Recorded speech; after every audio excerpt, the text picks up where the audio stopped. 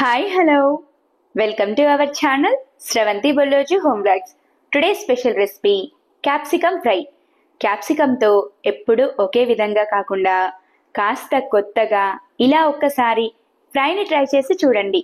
Rice చపాతీలోకి చాలా టేస్టీగా ఉంటుంది.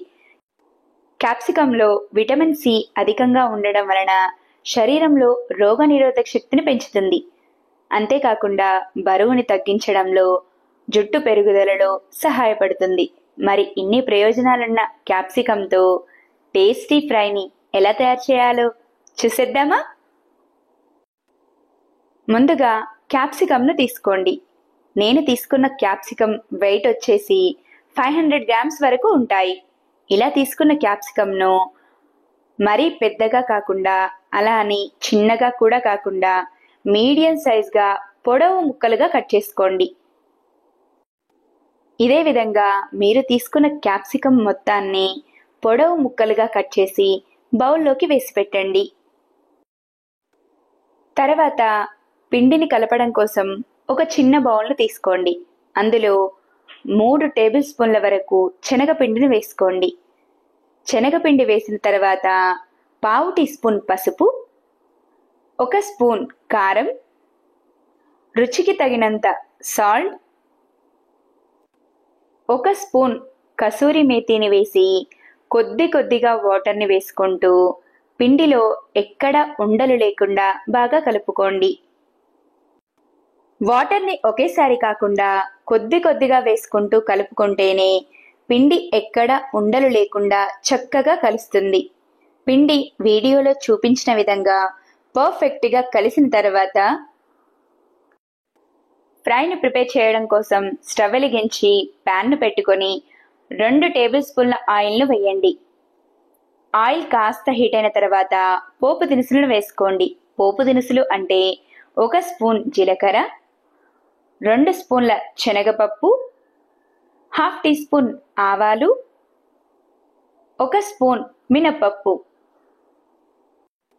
అలాగే కచ్చా పచ్చాగా దంచిన 4 వెల్లుల్లి, 3 తుంచిన ఎండుమిర్చి, చిన్న ముక్కలుగా కట్ చేసిన 2 మీడియం సైజ్ ఆనియన్స్ తరుగు, రౌండ్ ముక్కలుగా కట్ చేసిన 5 నుంచి 6 పచ్చిమిర్చి తరుగు, 3 రెమ్మల కరివేపాకును వేసి ఆనియన్ లైట్ గోల్డెన్ కలర్ వచ్చేంత వరకు కలుపుతూ ఫ్రై చేయండి.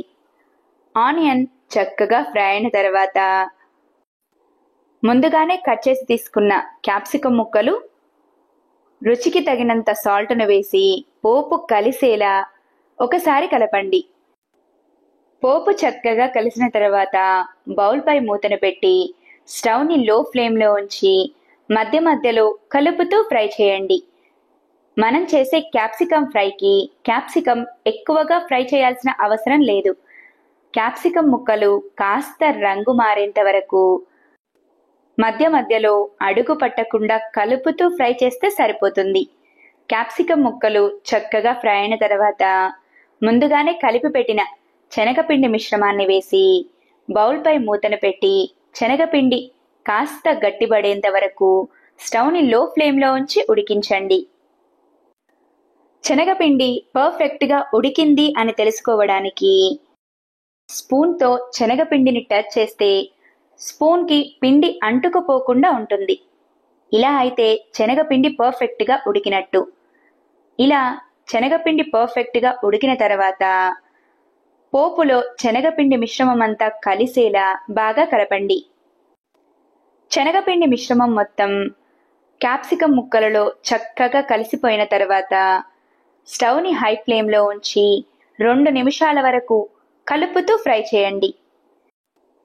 ఇలా చక్కగా ఫ్రై అయిన తర్వాత 1/2 టీ స్పూన్ వరకు ధనియాల పొడి, సన్నగా చాప్ చేసిన కొత్తిమీర తరుగును వేసి కర్రీని ఒకసారి కలిపి స్టవ్ ఆఫ్ చేసేయండి.